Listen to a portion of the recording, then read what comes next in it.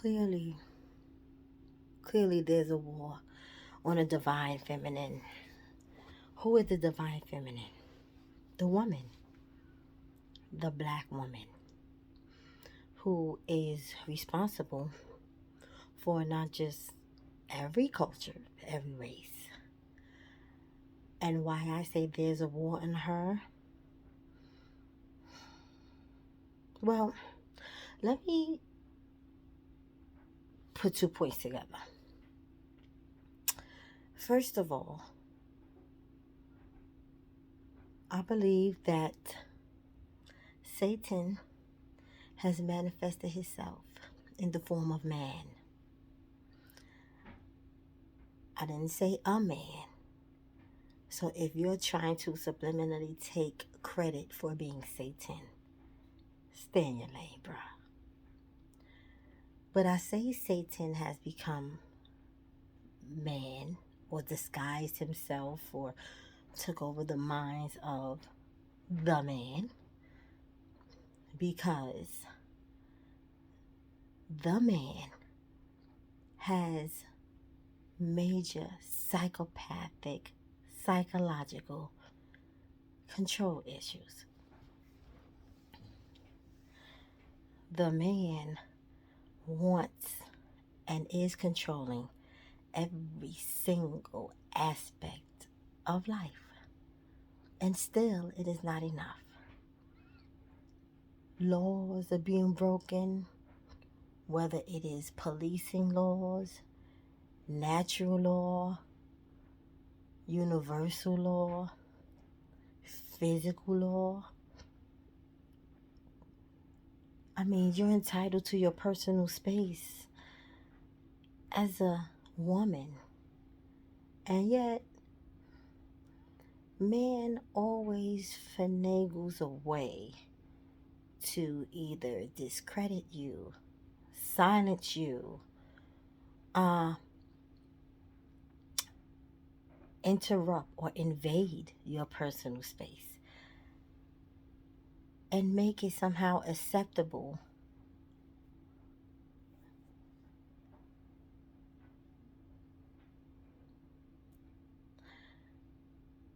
they want control over our bodies, from birthing rights to living rights. I mean, ultimately, they could be in charge of our demise. They are putting out chemical warfare on a people. All of this, the justifiable homicides through the police departments, all of this for ultimately control of a race that is fighting their survival to the fucking death of them. They have never ever given us credit. They never ever will give us credit. So they lie, they cheat, they rearrange, derange, infiltrate.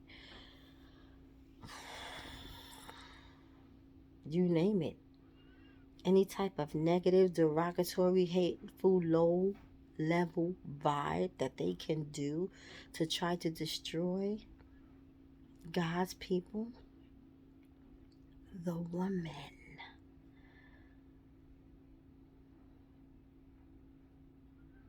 Baby, if you cannot see that this is a spiritual warfare, that means that you are still asleep. You are locked inside a cave, and this is so unfortunately fucking sad. They even have us to believe that God is male, and that because he's male, the masculinity is automatically connected to divinity, which gives them a right, a false sense of entitlement to do whatever the fuck they want to do to us. And we are not to speak out about it, because to speak our truth pierces them to their core. You can't say they soul because they don't have souls. It pierces them to their fucking core and embarrassing them because they know that it's wrong. But they thrive in being wrong and strong. So they know that it's wrong, but they don't want to be embarrassed by it. The same way they want to cover up the history of enslaving a race and raping a race and all of the atrocities that was committed against the races of the people that was unlike them. They want to cover it up, and they want to continue to cover it up. And anytime they are faced with the truth, it is a direct challenge to their manhood and their authority. And then they seek to take you out.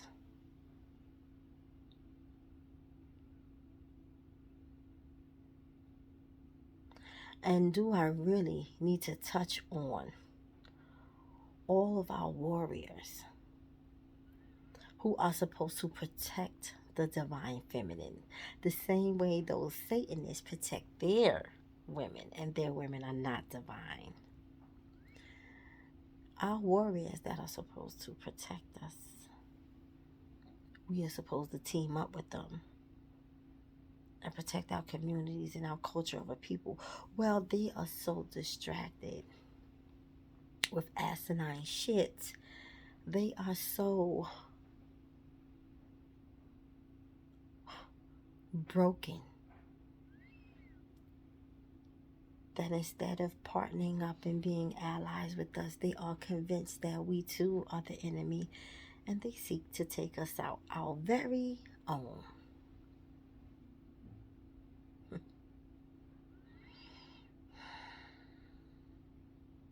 In the famous words of Prodigy, there's a war going on outside no man is safe from,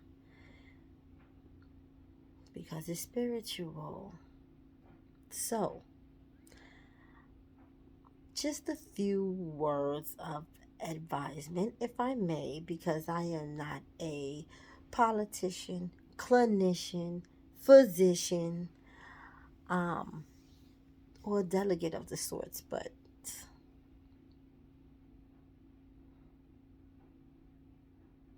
step into your power. Learn yourself, learn your enemies, learn who you are. Decipher your enemies from your family, from your soul tribe, from your associates. This is imperative to survival. Because Satan has been to a degree successful because he has taken the time to study his enemies.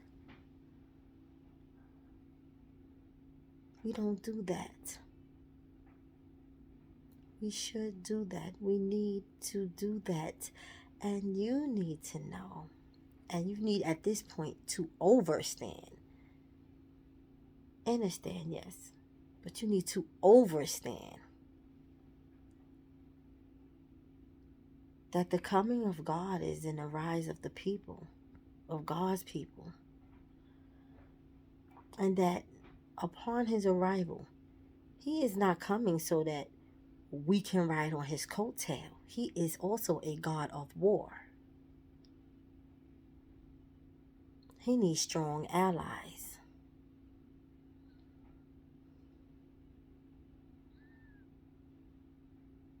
You need to get connected. I almost said connected. To the God in you. You need to get aligned. You need to find the God in you in preparation for a greater war. So whenever that war strikes, because we are surely galloping in the wind towards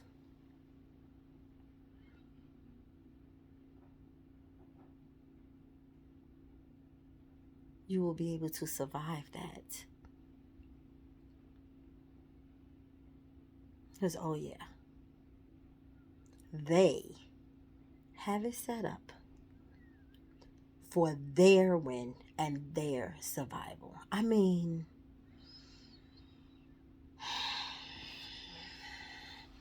and you looking at your brother because he on the block making more money than you, and you want to set him up to take him out because there's turf wars and there's power struggles towards a brother that says the same struggles as you, or a sister who is struggling and doing the best that she can in the conditions that has been given unto her, the circumstances in which she finds herself in, doing the best that she could. But somehow or another, these bitches just be mad that you surviving, even if it means you're surviving by the skin of your ass.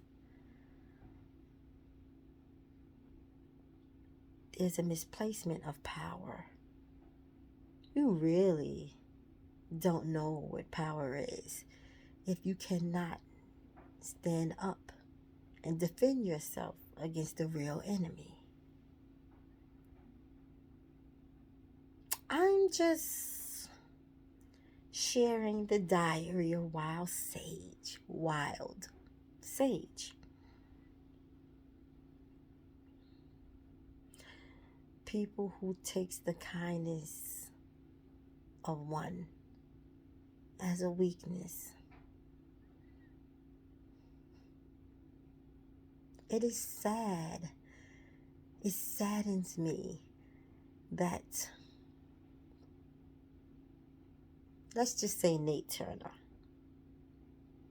No, let's not say Nate Turner. Correction. I apologize. I mean no disrespect.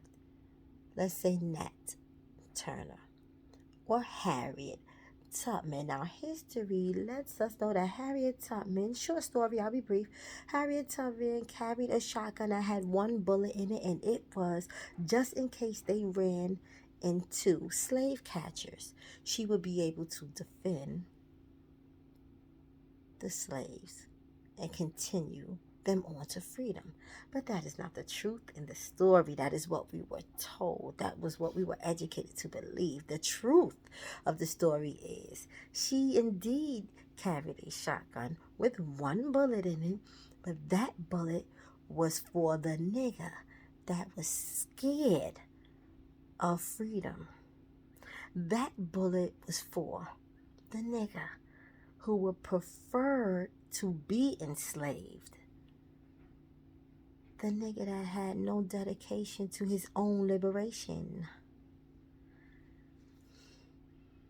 Because he or she will ultimately be the race trader. And all it takes is one.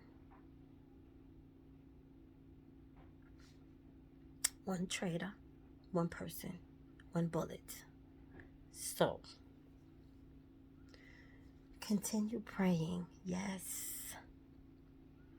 But there's a lot of studying that we need to do as a people, and we need to get on it ASAP and fast. People have this complex of God, like, oh, God is going to return and he's going to come back and save us. But in the famous words of the wise, you are my people. I've always been around to help you. However, how would I be helping you if you cannot help yourself? Why am I coming to return to save my people when they're not even trying to save themselves? They have all the necessary tools to be able to do so, to take care of themselves, to prepare themselves. And I will definitely assist in a victory. But to ride on my coattail, well, that is lack of faith, isn't it?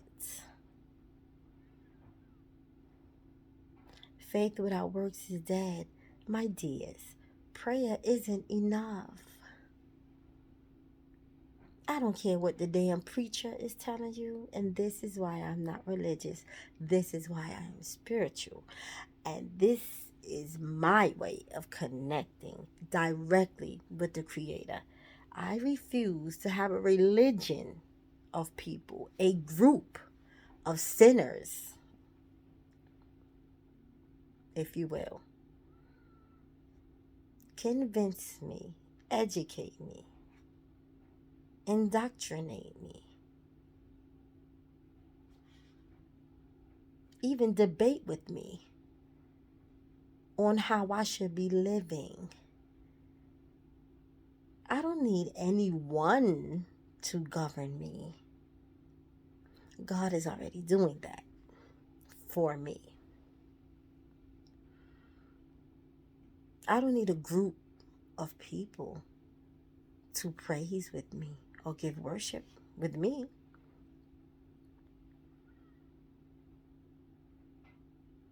I am a church all on my own. And while there are powers in numbers, unless those powers are sincere, unless those powers are pure, you just as like sleeping with the enemy. So do the work. Do the healing work. So you can get your discernment together. So you can elevate into your ascension. So you can get connected with the God that's within you. And the God within you can be then connected. No one gets through the Father but by me. So you need to be prepared for the war. It has been a war on our people forever. Forever. But there are a lot of us that are beginning to wake up, and I'm thankful for those that are beginning to wake up, and I am grateful for those that have woken, and our forefathers and mothers that came before us. But we still have a lot of work to do because a lot of us are still lazy and unwilling. Because a lot of us are depending on other people to do the work for us. And we want to come up off the backs of them. And if they don't allow us to come up off of their backs, then we get an attitude with them and get angry and want to plot against them and plan against them and do what is absolutely unnecessary because our ego was bruised, because we won't allow people to use us, you see. So I'm just, rattling on, but hopefully giving you something to think about, because it's real out here. At the end of the day, it's fucking real out here. You see it on the news, and though some things are exaggerated, and though the news cannot tell us everything that's going on in the world as a whole, for the most part, you know what it is.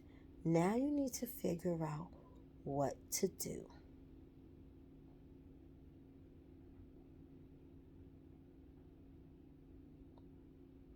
There's a war on the divine feminine, the universe, the earths, the queens. We are the vessels. We give birth to nations and cultures and every idea that finds its way coming back around the sun.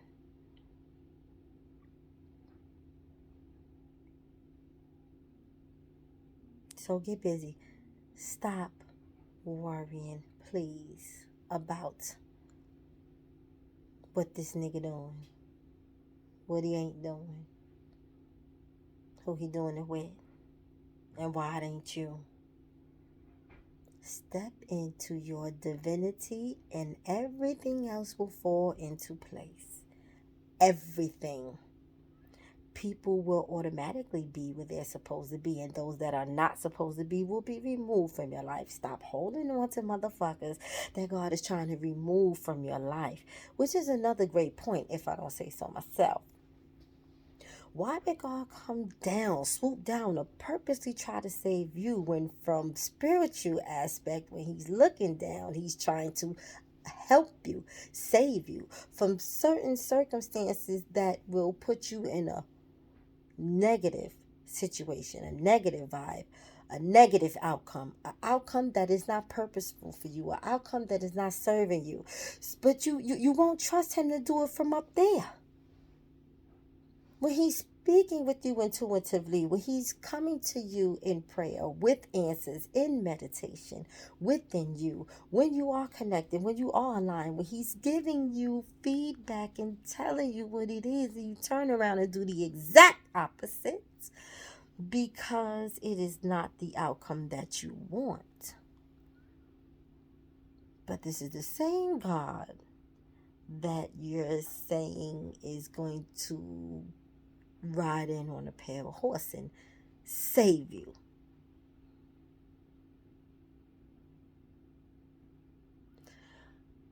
Make it make sense.